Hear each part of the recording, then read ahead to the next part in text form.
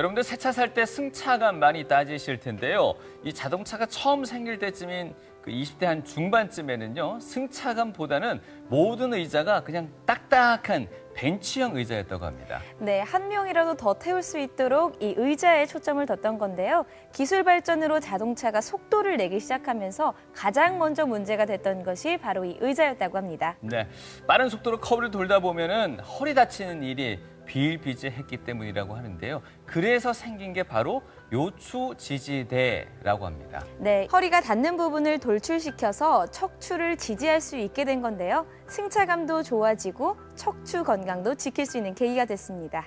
이렇게 생활 속 다양한 곳에서 보호받고 관리받아야 될 곳입니다. 바로 척추. 이 척추 관련 건강에 대해서 알아보겠습니다. 세월에 장사 없다는 말처럼 평생 몸을 짓누르는 중력과 이에 더해진 체중으로 인해 우리의 척추와 관절은 계속해서 노화하고 있다. 몸을 움직이는 핵심 부품, 척추 관절 건강을 오래 유지하는 법은 없을까? 마취통증의학과 최재혁 센터장과 함께 그 궁금증을 해결해 본다. 직립보행을 시작한 인간은 자유로워진 양손으로 문명을 발전시켰다. 하지만 이와 함께 숙명이 된 질환이 바로 척추 관절 질환. 최근에는 노인뿐만 아니라 젊은 환자의 비율도 늘어나는 추세라는데 환자분들이 이제 오시는 분 대부분 다 스포츠 활동을 좀 많이 합니다. 그리고 스포츠 활동을 많이 하다 보면은 스포츠 외상이 심하겠죠. 그리고 옛날보다는 좀 많이 사시는 분이 있어요. 그러면 노화가 된다는 그거가 어떤 척추 통증을 갖다 일으키는 환자가 되고요. 또 요즘은 스마트폰을 많이 씁니다. 그러니까 스마트폰을 많이 쓰게 되면 결과적으로 목 디스크라든지 근육 관절, 어깨 관절, 또는 손가락 관절들이 안 좋아지기 때문에 전체적으로 자세가 안 좋아지는 그런 평향이 있기 때문에 그로 인해서 이런 척추 질환이 많이 오고 있습니다. 오래전 사고를 겪었던 김미자 씨. 그때부터 허리에 통증을 느꼈지만 그저 견디기만 했다고 한다.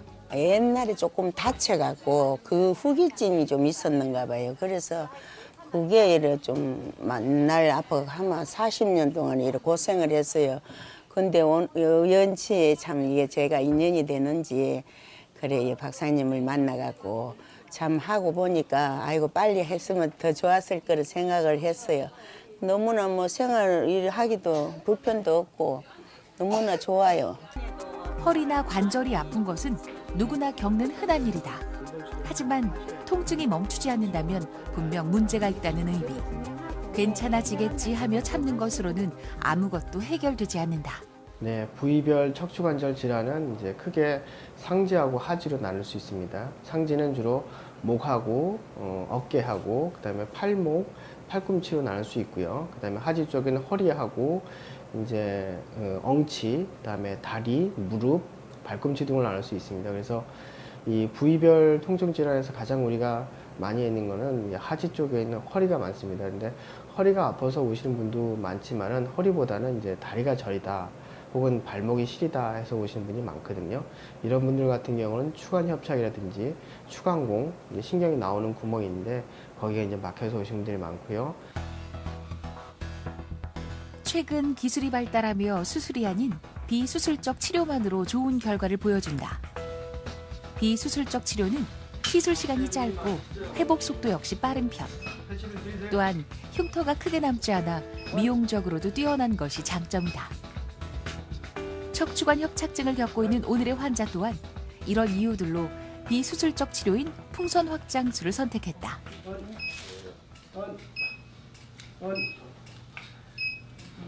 풍선 확장술은 옛날에는 경막의 신경 성형술이라고 했는데요. 지금은 추간공 같은 부분에는 이 카테타가 들어가기 어렵기 때문에 앞에다가 특수한 풍선을 달아가지고 하는 치료이고요. 한 치료가 되고 다른 거는 경막의 신경 성형술이 있습니다. 나이가 들고서 추간과 협착이 심하고 특히 중심성 협착이 심하신 분들은 풍선으로 들어가지 않기 때문에 풍선 위에 이런 얇은 간을 써서 하는 협착술 완화술이 있겠고요. 또 하나가 고주파 수액 성형술이 있습니다. 고주파 쇠액선에서는 디스크가 많이 튀어나오신 분 한해서 디스크를 갖다가 일반적으로 하는 레이저가 아닌 그보다 더 진화된 고주파를 이용해서 디스크를 녹이고 결과적으로 디스크에 눌린 신경을 감압시켜주는 것이 있습니다. 척추 관절 질환은 주로 생활 습관으로 인해 발생한다. 때문에 한 번 병이 발생한다면 치료를 받더라도 재발하기가 쉬운 것이 특징이다. 환자들에게 치료만큼 중요한 것이 바로 재활. 평소 취하게 되는 잘못된 자세를 바로잡고 환자별 맞춤 케어를 통해 척추와 관절에 힘을 실어준다. 저희 재활치료실에서는 이제 단순하게 운동을 위한 재활치료도 하고 있고요. 그다음에 수술 후 이제 일상생활을 조금 더 이제 기능적으로 잘할 수 있도록 도와드리는 수술 후 재활치료 이런 것들도 하고 있고, 그다음에 이제 지금 보시는 것처럼 슬링이라든지 아니면은 이제 토구라든지 이런 이제 장비를 이용을 해서 운동이라든지 아니면 이제 근력에 대한 근력 강화라든지 이런 것들에 대한 재활치료 등등 여러 가지들을 많이 시행을 하고 있습니다. 매주 의국 회의를 통해 치료법과 환자에 대한 정보를 공유하는 최재혁 센터장과 의료진들. 병원을 찾는 환자들에게 더 나은 품질의 의료 서비스를 제공하기 위한 그들의 노력이다.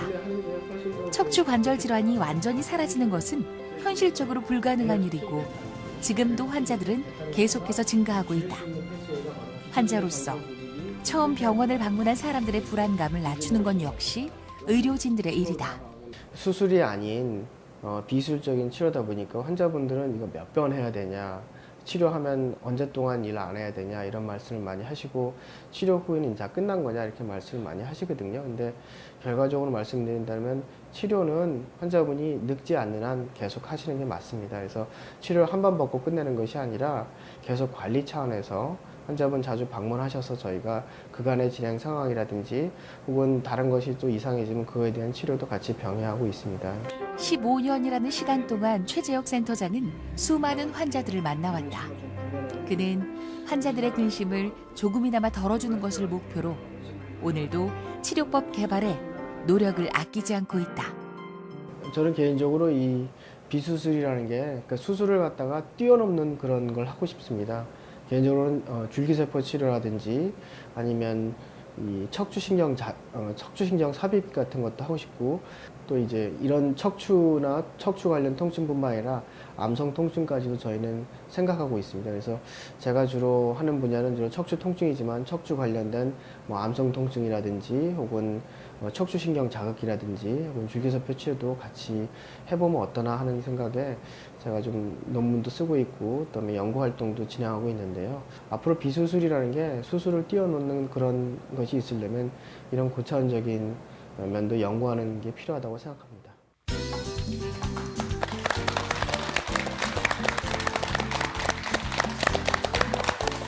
네, 자 오늘 이 시간은 아무리 강조해도 지나치지 않을 것 같습니다. 국민들의 80%가 겪은 경험이 있다는 바로 허리 통증 얘기를 좀 해볼까 합니다. 네, 맞습니다. 이 아프긴 아픈데 어디가 어떻게 정확히 아픈지 이 증상까지 헷갈리는 척추 관절 통증 오늘 제대로 구분해 보도록 네. 하겠습니다. 도움 말씀 주실 분은요, 마취 통증의학과 전문의십니다. 통증 클리닉 센터의 최재혁 원장 자리하셨습니다. 안녕하십니까? 안녕하십니까?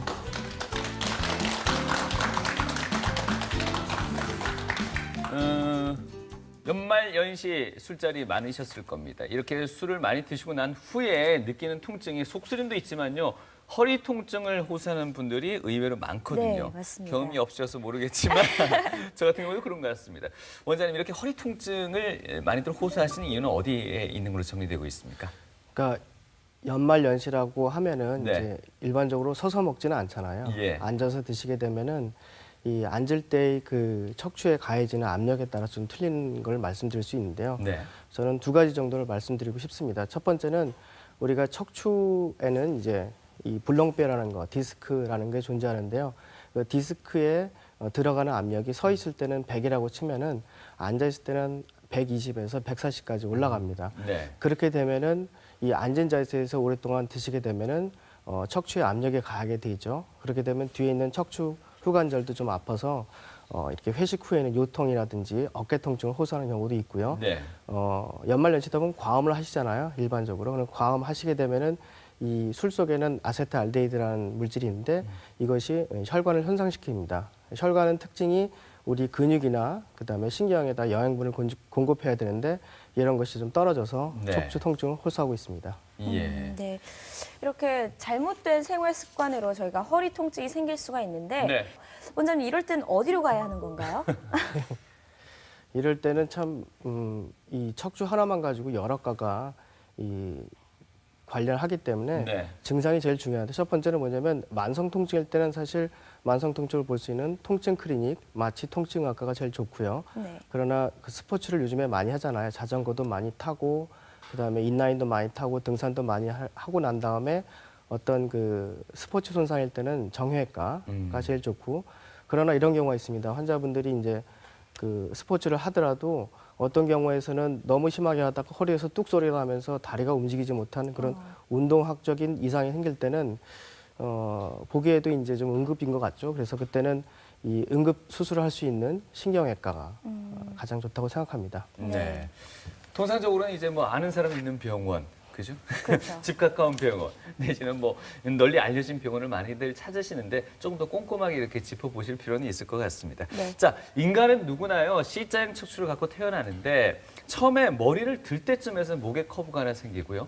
또 일어설 때쯤, 돌진해서 일어설 때쯤에서 허리에 또 하나의 커브가 생기면서 결국은 이 C자형이 S자형으로 네, 인간이 꼿꼿이 허리를 펴고 직립보행을 하기 위해서 우리의 척추가 최적의 모양을 만들어낸 건데요. 네. 이게 바로 그 S라인입니다. 그런데 이 모양을 잘 관리하지 않으면요. 앉아도 아프고 서도 아프고 이 허리 통증을 겪게 되는데요. 맞습니다. 여러분은 여러분의 척추 S라인 잘 관리하고 계신가요?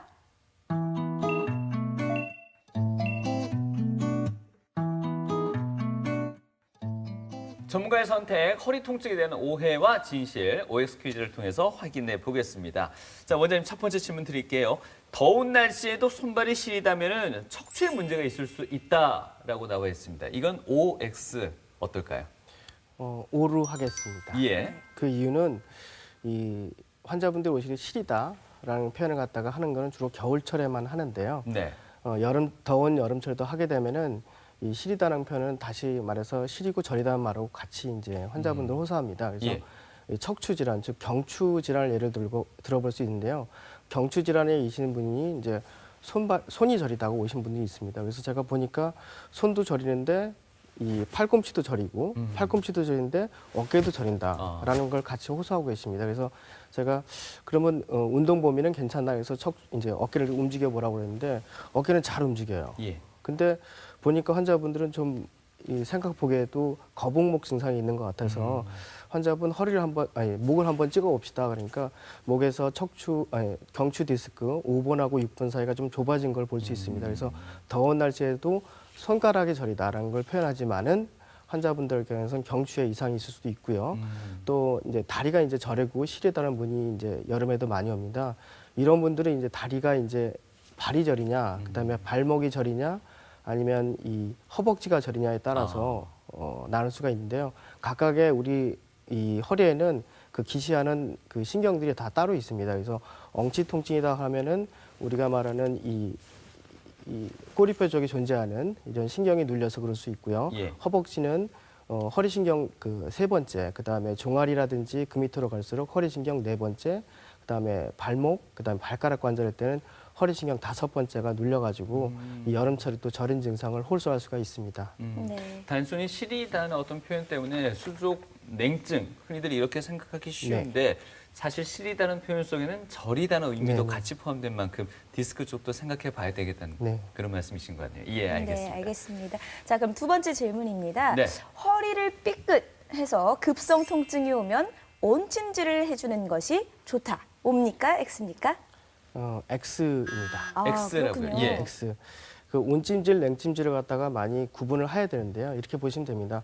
만성 통증일 때는 온찜질이 좋습니다. 그러나 급성 통증, 아까 물었듯이 급성 통증일 때는 냉찜질이 좋습니다. 그 네. 이유는 저희가 그 혈액 흐름을 많이 보는데 요즘 혈액 순환을 대해서 많이 이제 묻고 질문들이 많은데요. 첫 번째 뭐냐면 혈액 순환이 급성 통증일 때는 되게 안 좋은 경우가 좋아요. 왜냐하면 급성 통증일 때는 우리 몸에서 확 염증 물질이 나오고 있거든요. 그 염증 물질은 주로 혈액을 통해서 우리 몸의 뇌를 통해서 통증을 느끼게 됩니다. 근데 이런 그 급성 통증일 때는 냉찜질을 해줘야지만 염증된 물질이 그 발현이 지연되기 때문에 냉찜질을 하는 게 좋고요. 네. 그러나 만성 통증일 때는 온찜질을 해줘야지만 근육도 이완되고 혈액순환도 잘 되고 그럴 수 있습니다. 보통 프로야구 같은데 보면요, 투수들이 공을 많이 던진 다음에는 얼음찜질, 이게 바로 냉찜질 아닙니까? 네, 그런 맞습니다. 이유에서 설명할 수가 있겠네요. 반드시 그렇습니다. 예. 알겠습니다. 급성인지 만성인지를 특별히 이렇게 유심히 또 지켜보셔야 될 것 같고요. 마지막 질문 드리겠습니다. 흡연이 허리 디스크를 유발할 수도 있다. 좀 과장되지 않았나는 느낌도 드는데 어떨까요? 예, 맞습니다. 아, 옵니까? 네. 예. 그 흡연은 좀 모든 것의 악이라고 할 정도로 많은 나쁜 물질이 있는데 결과적으로는 이 혈액의 흐름을 갖다가 방해하고 있습니다. 혈관 그 말초혈관을 갖다가 많이 쪼그라뜨리고 수축시키는데요. 이 우리 몸에 그 혈액이 안 가는 데가 없잖아요. 그래서 그렇죠. 우리 요통이라든지 경추통을 비교해 보면은 특히나 이 허리에서는 디스크가 있는데 디스크에는 조금만 혈액만 공급돼도 살 수 있는 상태입니다. 근데 흡연가에서 분들은 이런 말초라고 보거든요. 역시 디스크도 이런 디스크 존재하는 혈액에서도 이 담배를 피시게 되면 안 피신 분보다는 혈액의 흐름이 방해가 일어나고 결과적으로 혈액의 흐름이 방해된다는 건 디스크가 필요할 수 있는 영양분을 갖다가 얻지 못합니다. 마찬가지로 근육이라든지 혹은 인대에서도 똑같이 혈액 공급이 있어야지만 제대로 기능을 하는데 그렇지 못한 경우는 즉 흡연을 하시게 되면 이러한 말초혈관이 마비가 돼서 결과적으로 다른 통증 질환을 유발할 수 있습니다. 네. 네. 어떻습니까? OX 퀴즈 통해서 몇 가지 알아봤는데요. 여러분들이 일상 속에서 가지고 계시는 상식과는 또 어느 정도 차이가 있었는지요? 나이가 들면서 특별한 외상이 없어도 괜시리 허리나 다리나 이런 데 통증이 느끼는 이유가 그렇죠. 왜일까요? 퇴행성 척추 관절의 변화를 먼저 보실 수 있는데요. 퇴행성이 된다고 한다는 얘기는 이런 형태가 다 일어날 수도 있는데 이런 형태가 다 일어난다고 해서 환자분들은 다 이런 증상이 나타나는 건 아닙니다. 사람마다 개개인이 틀리기 때문에 이런 말씀을 드릴 수 있는데 첫 번째 퇴행성 척추 관절의 변화. 가장 우리가 많이 하는 건 추간판의 좁아짐. 그다음에 뒤에 존재하고 있는 황색 인대라고 있습니다. 이 네. 황색 인대는 말 그대로 좀 노랗기 때문에 황색 인대라고 하는데 그럼 황색 인대가 비후 두꺼워진다는 얘기죠. 그다음에 뒤에 존재하는 척추 후관절. 이 척추 후관절이 또한 마모가 됩니다. 척추에도 관절이 있습니다. 척추는 그냥 하나로 된 뼈가 아니라 다른 어깨라든지 혹은 그 무릎처럼 관절이 있는데 이런 관절이 마모가 됩니다. 그리고 추간판이 좁아지는 걸 넘어서서 추간판이 뒤로 돌출하게 되면 뒤에 있는 신경관이라든지 추간공이 막히게 됩니다. 그래서 막히게 되고 그다음에 신경관의 눌림. 신경관의 눌림은 저희는 한 4가지 정도로 구분하는데 여기서는 2가지 정도로 짧게 말하면 중심성 협착, 그다음에 추간공 협착으로 나눌 수가 있습니다. 이런 퇴행성 변화가 바로 나이가 들었다라서 우리가 통증을 느끼는 경우인데요. 그 원인을 환자분들이 자주 묻는데 왜 그러냐고 물으시는데 이유가 엄청 많습니다. 그래서 2가지로 제가 정리해 봤습니다. 복합적인 원인으로 해서 발생되는 경우 하나, 그다음에 퇴행이나 노화가 되면은 우리 몸에 있어서 통증에 대한 역치가 감소합니다. 그래서 나이가 들게 되면은 그 전보다는 역치가 상당히 감소돼 있습니다. 그래서 저희들은 역치란 게 무슨 뜻일까요? 역치는 그 언덕이라고 생각하시면 됩니다. 예. 언덕. 그래서 그 통증의 역치의 감소다라는 것을 환자분들이 이해를 잘 못하십니다. 이러한 언덕이 있다고 생각하고 언덕 뒤로 넘어가면 이렇게 빨간 거 보이면 우리가 통증을 느낀다고 생각하시면 됩니다. 근데 나이가 젊었을 때, 젊은 시절 때는 이런 계단이라고 하고 혹은 눈금이라고 생각하시면 되는데요. 이런 눈금이 되게 적습니다. 그래서 뭘 해도 여기까지 넘어가는 경우가 별로 없습니다. 그러나 나이가 들게 되면은 이러한 눈금, 계단이 많이 쌓여가지고 조그만 우리가 활동을 하거나 조그만 젊었을 때는 이 정도로 해가지고 별로 통증이 없으시는 분들도 나이가 들면 이렇게 쉽게 넘어가서 통증을 유지하게 됩니다. 이런 상태를 퇴행성 혹은 노화라고 저희는 표현하고 있습니다. 예. 앞서 여러모로 이 통증의 원인을 복잡하다고 또 일단 설명을 해주셨는데요. 처음에 그 말씀도 해주셨습니다. 손발이 약간 시린데 그걸 알고 보면은 결국 이제 척추 관련 어떤 질환이 원인일 수 있다는 말씀 주셨는데 이런 경우들 꽤나 있을 것 같습니다. 네네. 전혀 다른 어떤 증상이라고 생각했는데 알고 보면 척추 관련 질환과 또 연관성이 있는 네네. 그런 경우들 많죠. 네, 많습니다. 그래서 제가 두 가지 정도만 얘기해 드렸는데 환자분이 오셨는데 네. 어깨가 너무 아프시다고 오셨어요. 어깨를 네. 갖다가 근데 제가 어깨가 아프신 분들은 사실 우리 흔히 아듯이 오십견이라든지 그렇죠. 그다음에 여기 견봉인대란 것인데 견봉인대가 좀 그 손상을 입어가지고 움직이지 못하는 경우가 많은데 환자분은 다 움직여요. 여기 다 흔들고 뒷짐 다 지고 그래서 그러면 그게 아닌 것 같다고 혹시 목은 어떠냐고 목은 괜찮다고 그러십니다. 목은 튼튼하다고 그러시는데 환자분 그래서 제가 혹시라도 하니까 그 엑스레이 좀 찍어보자고 하니까 이 목에 이 중심 목에 이제 관련되는 신경 중에서 6번하고 7번 신경이 있는데 그 신경이 좀 사이가 좁아져가지고 어깨 통증을 호소하는 경우가 있습니다. 이렇듯 경추 질환하고 어깨 질환하고 혹은 손저림 질환하고 손목 터널 증후군이 또 같이 올 수 있는데요. 손목 터널 증후군도 역시 어깨 질환하고 관련돼 있는데 경추 질환이라고 해서 그냥 경추 질환만 나타나는 것이 아니라 이 경추 질환은 다른 어깨 질환이라든지 손목 증상하고 같이 나는 경우도 있고요. 또 한 번은 이제 환자분이 이제 긴 여행을 하고 오신 분입니다. 그러니까 너무 허리가 아프다고 했는데 환자분은 허리가 아픈 것이 아니라 너무 많이 눌려 있어가지고 예. 허리가 아닌 이 근육통이 같이 오신 분입니다. 이 우리가 엉치 통증을 갖다가 허리 통증과 같이 헷갈리는 경우가 예. 있는데요. 허리 통증은 대부분 다 이 다리 저림이라든지 시림을 동반하고 그냥 근육이 아픈 경우도 역시 같이 오는 경우가 있습니다. 그러니까 구분을 하시기 위해서는 적절한 진단이 필요하고 그냥 저희는 엑스레이만 찍는 경우가 많은데 엑스레이보다는 좀 더 고차원적인 다른 MRI라든지 CT 같은 거 활용하는 방법이 있을 수 있습니다. 그렇군요. 네, 예. 네. 저 같은 경우에도 좀 여쭤보고 싶은 질문이 있는데요. 예. 저는 자세가 안 좋습니다. 자세가 좀 많이 안 좋아서 다리를 이렇게 꼬고 앉거나 아니면 서 있을 때 짝다리를 이렇게 많이 짚고 앉고 네. 또 우리 여성분들 같은 경우에는 한쪽으로 매는 가방들 많이들 매시잖아요. 그렇죠. 근데 그러고 집에 돌아오면요. 엉덩이도 아프고 허리도 아프고 무릎도 아픈데 척추 후관절 증후군이라고 표현할 수 있는데요. 척추 후관절은 아까 말씀드렸듯이 제가 척추에도 역시 다른 무릎이나 어깨처럼 이 관절이 존재합니다. 이 관절에 이 하는 질병을 갖다 척추 후관절 증후군 혹은 척추 후관절증이라고 하고요. 대표적으로 뭐냐면 이 겨울에 많이 좀 증가합니다. 계절을 따르고요. 나이가 들수록 또 척추 후관절에 마모가 있기 때문에 증가하는 형태를 보이고 힘든 작업 후 생기는 척추 후관절 증후군이 있고요. 특별하게 아래 허리 통증을 같이 유발합니다. 아래 허리 통증 말이 좀 길지만은 네. 간단하게 말해서 다리 저림을 같이 동반한다는 얘기고요. 그래서 다리가 저리거나 당기는 증상이 같이 동반할 수 있습니다. 네. 그렇다면 이런 치료에 대해서 설명을 하기 전에 왜 이런 척추 후관절 증후군이 생기냐라는 것을 표현하면요. 이 척추는 이렇게 한 레벨당 위아래 합쳐서 8개의 관절이 존재하고 있습니다. 네. 이 관절은 각각 어깨나 무릎과 똑같은 구조를 가지고 있습니다. 어깨 관절 하게 되면은 이건 지금 무릎 관절을 드는 건데 무릎에 있는 뼈가 있고 사이에 있는 활막액, 소위 말해서 윤활유가 흐르는 공간이 있잖아요. 근데 역시 척추도 마찬가지고 관절 위 사이에는 이렇게 사이에 있는 물렁뼈도 존재하고 윤활유가 흐르는 존재까지도 다 있게 됩니다. 그러나 척추 후관절 증후군이 있게 되면은 이러한 관절이 다 망가지고 변형이 돼서 이렇게 위에서 보시면 좀 깨끗하고 잘 보이지만 밑에 보시게 되면 좀 마모가 돼서 빨갛게 달아온 걸 볼 수 있습니다. 네. 이렇게 되면은 그냥 정형외과에서는 다 이 관절 치환술이라 해서 다 바꿔버리는 수가 있는데요. 저희 통증 클리닉에서는 이걸 다 어떻게 바꿀 수 있겠습니까? 그래서 네. 바꾸는 건 아니고 이 사이에 존재하는 신경을 저희가 찾아서 치료를 하고 있습니다. 그게 바로 후지 내측지 사단술이 되겠습니다. 네.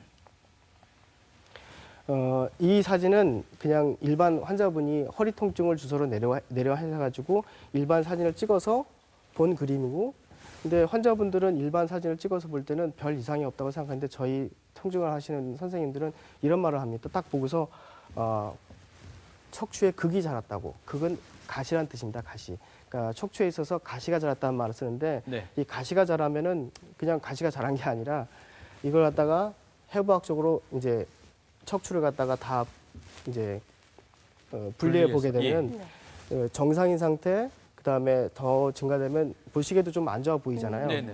이렇게 극이 자랐다, 가시가 자랐다면 거의 이거나 이거에 가깝습니다. 즉 엑스레이 상에서는 그냥 그게 자라서 허리가 아픈 것 같지만 실제로 해부학적으로 보게 되면 너무나 많은 변성이 오고 이 변성이 생기면 뒤에 있는 척추 후관절이 변성이 와서 결과적으로 통증을 유발하게 됩니다. 방금 이렇게 설명을 해주셔서 저는 이런 화면은 처음 보는 것 같은데요. 네. 예, 가시가 자랐다. 네네. 이거는 어떤 이유로 인해서 어느 연령대에 많이 나타납니까? 나이가 많은 연령대에도 나타날 수 있는데요. 예.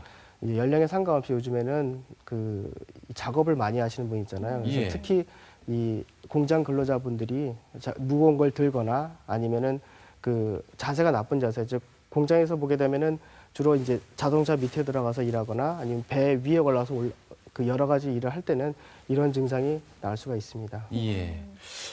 이 다음 질문에 보니까요. 수술 없이 통증을 없앨 수 있다는 부분이 나와 있는데 지금 나와 있는 이런 장면도 특별한 수술 없이도 그러면은 치료가 가능하다는 말씀이신가요? 네네, 치료가 가능합니다. 왜냐하면 예. 이거는 지금 그 아까 제가 설명했듯이 역치가 지금 감소한 상태입니다. 그래서 이렇게 변성된 것을 그냥 치료를 갖다 할 때 생각하기에는 저희가 생각하기에는 이걸 전부 다 고치고 막 그래야 되는데 예.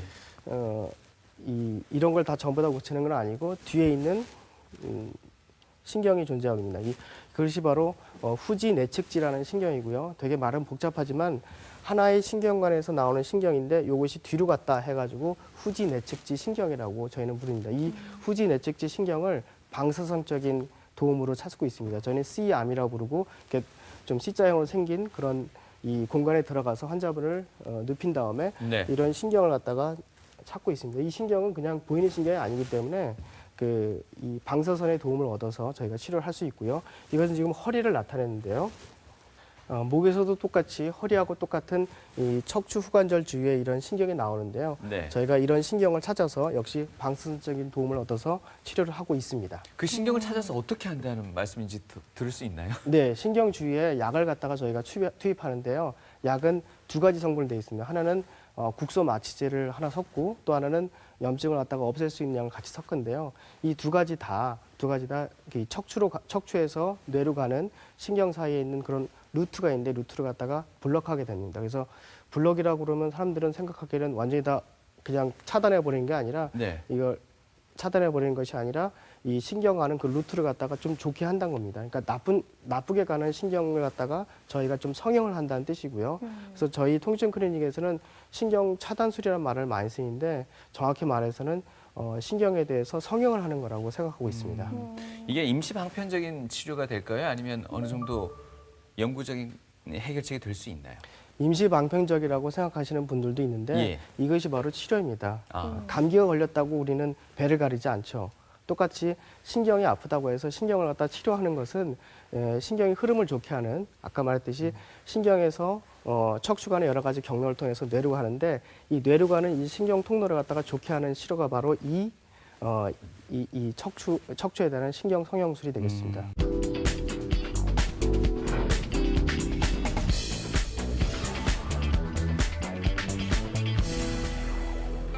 척추 질환과 함께 대표적인 퇴행성 질환으로 불리는 관절 질환. 주로 운동 범위를 제한시켜 환자를 괴롭힌다. 작년 겨울 어깨와 목이 뻐근해서 근육이 뭉쳤나 생각했던 박영호 씨. 하지만 그가 받은 진단은 동결견, 흔히 말하는 오십견이었다. 목하고 어깨하고 상당히 많이 불편했어요. 그다음에 이제 특히 이제 운동을 하다 보니까 어깨하고 목의 이 통증이 심해서 한 1년 전부터 이게 고생을 많이 했어요. 어깨 부위가 서서히 아프기 시작하면서 제대로 들 수 없게 되는 것이 동결견의 특징. 밤에 통증이 심해지고 누웠을 때 더 고통스러워 수면 장애를 일으키기도 한다. 그다음에 뒤로 좀 하는 거. 그건 되는 데까지만 하시면 돼요. 많이 되시네요. 50견이라고 이렇게 환자분들은 이렇게 병명을 미리 정하시고 오는데요. 특별히 말해서 50견이란 말은 사실 틀린 말이고 50견보다는 저는 동결견이란 말을 씁니다. 동결은 뭐가 이렇게 월급이 동결됐다는 식으로 이렇게 굳어진 것, 견은 어깨견자를 써가지고 어깨가 굳어진 상태. 그 이유는 뭐 여기 석회성이 꼈거나 아니면 유착성 관절 낭염이거나 회전근개에 손상이 왔을 때 하는 경우는 있거든요. 그래서 이 환자 같은 경우에는 이 회전근개 쪽이 좀 이상하다고 생각해서 초음파를 찍고 MRI를 찍어 보니까 회전근개 일부분이 조금 손상이 됐지만은 가동 범위는 별 이상이 없어서 제가 주위에서 이제 회전근개 주위에다 약을 쏘고 나오는 그런 걸 하고 있습니다. 지금 치료를 하고 난 뒤에는 호전이 아주 몸이 가볍고 하여튼 많이 좋아졌어요. 그래서 이제 생활 습관도 이제 스트레칭 자주 하고 그다음에 심한 뭐 근육 운동이라든지 웨이트를 좀 삼가하고 일단 스트레칭 위주로 지금 많이 하고 있죠. 우리나라 사람들의 유산소 및 근력운동 실천율은 성인 남성 기준 20%, 여성은 10% 남짓밖에 되지 않는다. 운동량이 줄고 앉아있는 시간이 길어지면 척추관절 질환 위험도가 높아지는 것은 당연한 일. 최재혁 원장은 바른 자세와 적당한 운동을 병행하며 척추와 관절의 건강을 지키는 것이 삶의 질을 높이는 방법이라고 강조한다. 아무리 강조해도 지나침이 없는 말씀입니다. 좋은 자세하고 무리하지 않은 생활이 우리 몸은 이제 어떻거나 이제 늙게 돼 있습니다. 따라서 관절이라든지 척추도 역시 낡고 좀 변형되기 쉬운데요. 이 노화될 때 그 신경들로 하여라든지 관절들로 하여금 더 잘 우리 몸에 적응시키기 위해서는 올바른 자세와 규칙적인 생활과 그다음에 스트레칭 등을 자주 하셔서 근육이나 관절의 어떤 노화를 갖다가 좀 더디게 하는 방법이 제일 중요하다고 생각합니다. 허리 통증 하면은 가장 먼저 떠오르는 것이 바로 이 허리 디스크인데요. 네. 허리 디스크가 터졌나 하면서 이제 수술해야 하는구나라는 생각하시는 분들 많으실 텐데요. 네. 의외로 다른 질환으로 이렇게 진단을 받는 경우가 많다고들 합니다.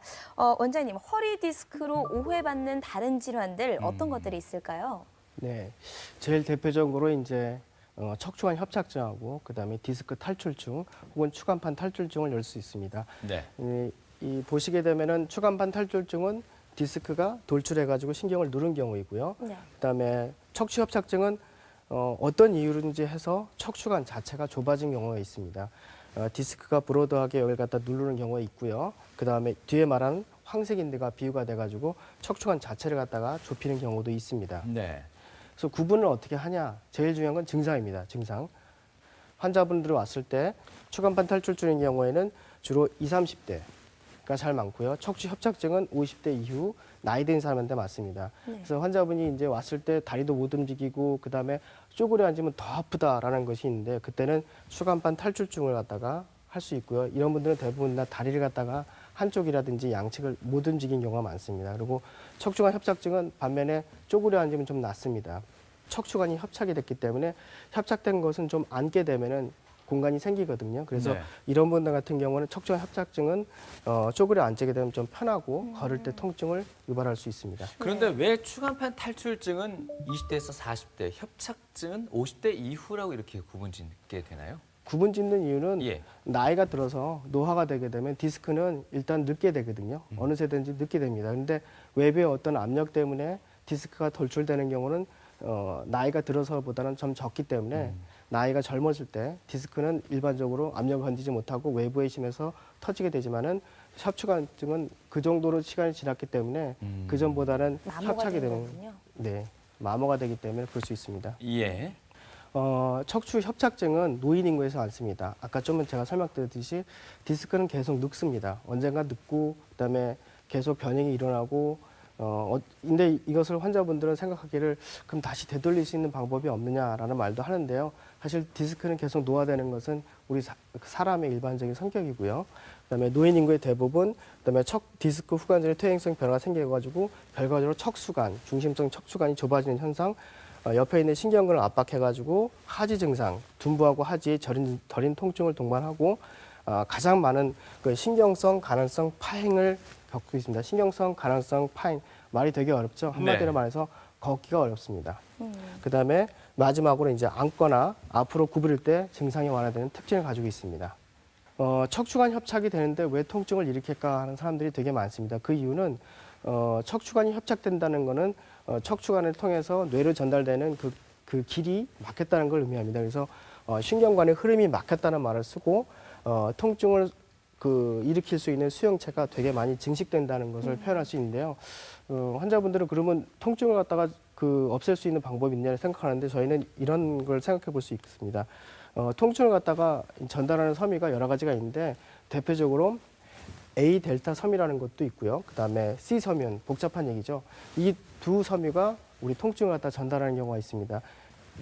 A 베타 섬유, 다른 두 가지 나쁜 섬유하고 비교할 때 상대적으로 크기가 되게 이건 국수입니다. 예. 이건 얇고요. 얇게 되면은 상대적으로 신경관 협착으로 인한 좁아진 것을 어느 게 더 많이 통과하게 되겠습니까? 얇은 게. 이 얇은 게 많이 통과를 하게 되죠. 그래서 얇은 게 많이 통과해가지고 뇌에다가 아프다고 느끼는 그런 통증을 갖다가 호소하게 됩니다. 그래서 척추관 협착이 오게 되면은 그 아픈 감각을 갖다가 뇌에 많이 전달되기 때문에 결과적으로 환자분들은 척추관 협착이 있을 때 통증을 호소하게 됩니다. 네. 그래서 정상 허리는 이렇듯 그 스마일한 이렇게 노란색 스마일한 이런 신경인데 반해서 나이가 들고 그다음에 걸을 수 없고 그런 사람들은 이렇게 좁아진 데는 협착증이라고 하고 이런 우리 뇌에다가 나쁘게 말해주는 이런 섬유들이 증가된 걸 볼 수 있습니다. 네. 주사 맞으러 나 병원 좀 가야 될 것 같아요. 허리 아프다고 이렇게 쉽게 얘기하시는 분들이 많으신 것 네네네. 같거든요. 물론 앞서서도 약간의 그 설명이 있었습니다만 증상에 따라 그 치료법은 또 여러 가지가 있겠죠. 네네네. 예. 64세 남자 환자인데 환자분은 아까 말했던 신경성 간헐성 파행, 즉 다리 저림으로 인한 걷지 못하는 것 때문에 오신 분인데 이런 분들 같은 경우는 나사못 고정술이라 해가지고 이렇게 좁아지는 정말 보이시죠? 네. 되게 네. 좁아졌죠? 이런 것이 이런 수술로 해가지고 이렇게 커진 걸 보여주고요. 이건 주로 이전에 옛날에 많이 했던 것이고요. 요즘에 들어서는 이거보다는 보존적 치료하고 그다음에 수술적 치료하고 비수술적 치료를 갖다가 얘기를 하는데요.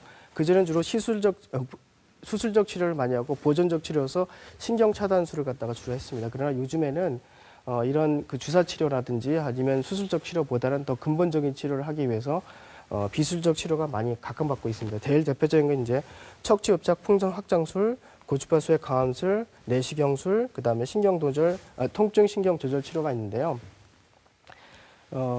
척추 협착 풍선 서형술이라는 게 있습니다. 척추 협착 풍선 서형술은 좁아진 척추관에 풍선을 삽입해서 척추관을 갖다 아까 제가 척추의 흐름이 있는데 흐름을 갖다가 막혔던 여기에다가 풍선을 이용해서 좀 넓혀주게 되는 거예요. 네. 척추 강공도 할 수 있고요. 이렇게 좁아진 신경관에 풍선을 이용해서 넓히는 그런 시술을 하고 있습니다. 네. 이런 척추 협착 풍선 확장술은 다른 거에 비해서 되게 많은 장점이 있는데요. 수술을 하게 되면 척추 수술을 한 번 하시게 되면 일주일 이상 입원하는 경우가 많습니다. 네. 그러나 이것은 절개도 필요 없고 짧은 시술 순간 시술하는 자에 따라서 10분이나 20분 내에 끝나는 경우도 있고요. 그다음에 요즘과 같은 경우 이 척추 협착증 오신 분은 대부분 다 나이가 많습니다. 그래서 고령이게 되면 동반되는 거의 많이 있죠. 당뇨, 고혈압 다 있어요. 근데 이런 분 환자들도 별 다른 조치 없이도 할 수가 있고요. 예. 그다음에 대부분 다 1박 2일로 입원하는 경우가 많습니다. 거의 대부분 다 치료 당일날 수술하시고 아침에 시술하시고 오후에 퇴근하는 그런 경우가 많고 되게 간단하면서도 우리 척추협착증 환자들한테는 되게 희소식과 같은 그런 시술 방법입니다. 목적은 바로 좁아진 신경관에 풍선을 벌려주고 적응증은 대표적으로 이제 척추관 협착증인 사람들이 많은데요. 그 이외에도 이제 전방 전이증이라든지 척추 수술 후 이제 실패했던 그런 분에게도 이런 척추협착 풍선 확장술을 이용할 수 있습니다. 네. 아무리 이렇게 말씀은 쉽게 해주시지만 저희 머릿속에는 그래도 허리 수술하는 건데 라는 인식이 또 있기 마련인데요. 이런 수술을 받으신 분들의 그 만족도라고 해야 될까요? 이후 경과? 네. 이것도 같이 한번 얘기 들어볼까요? 환자분의 만족도는 수술할 때보다 많이 틀립니다. 네. 수술하시게 되면 일반적으로 척추관 협착증은 아까 말씀드린 나사목 고정술을 하시는 경우가 많거든요. 그러면 척추관의 협착은 풀어졌을지라도 나사못은 그냥 막는 게 아니라 뼈에다 박아요. 뼈에다 박게 되면 뼈를 그냥 박는 게 아니라 우리 근육을 좀 해치고 들어가서 박거든요. 그러다 보면은 수술 후 환자분들은 근육 통증을 많이 호소하십니다. 그리고 예. 근육 통증뿐만 아니라 나이가 드신 분에게 이런 수술을 했기 때문에 근육이 다 무너집니다. 일반적으로 척추 수술 후 증후군이라는 게 있는데 이것은 수술을 하게 되면은 그 윗마디 인적관절에도 영향을 미치고요. 그다음에 아랫마디에도 영향을 미쳐서 수술을 하시는데 두세 번 하는 경우가 많습니다. 네. 그러나 그 풍선확장술은 그런 경우는 거의 드물고 아까 말했듯이 어떤 척추의 신경관의 흐름을 막는 걸 갖다가 풍선을 이용해서 확장시켜 놓기 때문에 네. 수술 후에도 움직일 수도 있고 그다음에 자유롭게 활동을 할 수 있는데요. 대표적인 사례로 이게 아까보다 나이가 좀 드신 분인데 72세 여자 환자인데 간헐적인 신경성 파행으로 100m도 못 가고 특히 이분은 우측 허벅지가 많이 저립니다. 아까 신경하고 이 다른 근육질하고 연관된 중에서 허벅지 증상이 있게 되면 신경관 중에서 허리신경 세 번째에 관여하는 경우가 있는데요. 이런 분들 같은 경우 여기서 보게 되면 이게 좀 좁아진 부분이 보이거든요. 이 좁아진 부위를 갖다가 세로로 잘라서 보게 되면 여기 협착도 없고 네.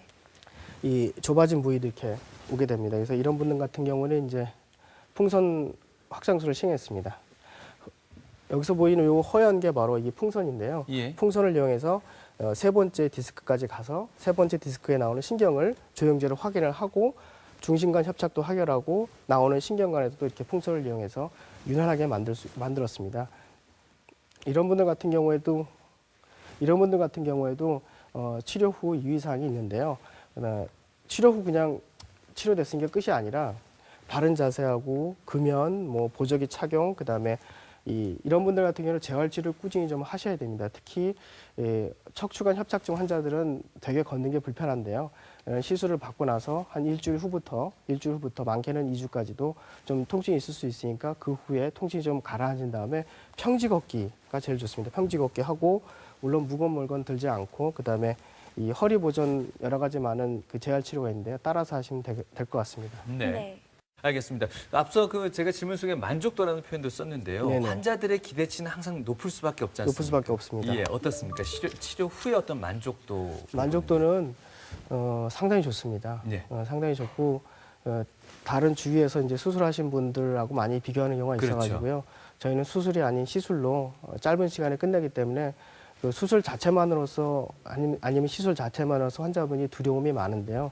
거의 두려움도 없고 수술엔 다 이렇게 좋아져서 나가는 분이 대부분이고 네. 또 노인 환자분들한테 이렇게 해준다는 게 저 개인적으로 많은 보람도 느끼고 좀 만족해하시는 것에 제 감사하게 느끼고 있습니다. 방금 말씀하셨던 풍선 확장술 같은 경우에는 유효 기간은 어느 정도로 생각을 하시나요?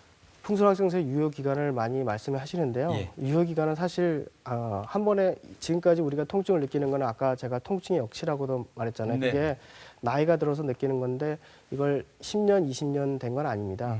적어도 15년 이상, 20년, 많게는 30년까지 지내던 통증을 단 일순간에 10분이나 20분의 시술로 고칠 수는 없습니다. 그러나 통증의 흐름을 좋게 하기 때문에 유효 기간은 되게 높습니다. 1년이나 2년 정도 된다고 생각하시는데 그러지 않고 계속적인 치료를 할 때 그 통증으로 인한 것은 감소하고 계속적인 그 재활 치료를 갖다 같이 함으로써 네. 이 치료에 대한 효과는 계속 높일 수 있습니다. 예. 네. 이 외에도 새로운 치료법이 있다고 합니다. 이 줄기세포를 이용한 통증 치료라고 하는데요. 네.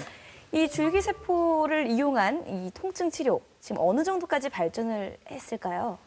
네, 줄기세포가 주로 이제 관절에 많이 쓰이고 있거든요. 근데 저희 척추하시는 분들도 지금 연구를 많이 했는데요. 실은 다른 나라 같은 경우에는 아주 상당히 많은 발전까지 하고 있습니다. 근데 저희에서는 이제 복부지방세포를 뽑아서 척추에다 삽입하고서 그 전에 있는 척추 환자들이 많이 좋아졌다는 결과가 나오고 있습니다. 그래서 지금 저희에서도 이제 줄기세포 치료가 활발하게 진행되고 있고 앞으로 더 발전된 가능성이 있다는 걸 말씀드리고 싶습니다. 예. 네. 자, 이제 어느 정도 정리를 해야 될 시간인데요. 나이가 들어도 허리 관절은 조금 무뎌지더라도 허리 근육만 이렇게 탄탄히 버티고 있다면 그 통증이 그만큼 안 가실 텐데 하는 생각을 하곤 합니다. 원장님, 이렇게 나이가 들면 들수록 허리 관련한 근육들, 척추 관련 이렇게 지탱해줄 수 있는 근육들이 쇠퇴한다고 해야 되나요? 예. 네네. 그럴 수밖에 없는 이유는 어디에 있다고 보십니까? 그럴 수밖에 없는 이유는 이제 인간이 이렇게 노화가 되면 예. 나이가 들면은 근육이 되게 강직이 돼요. 움직일 수 있는 게 바로 한정되어 있기 때문에 예.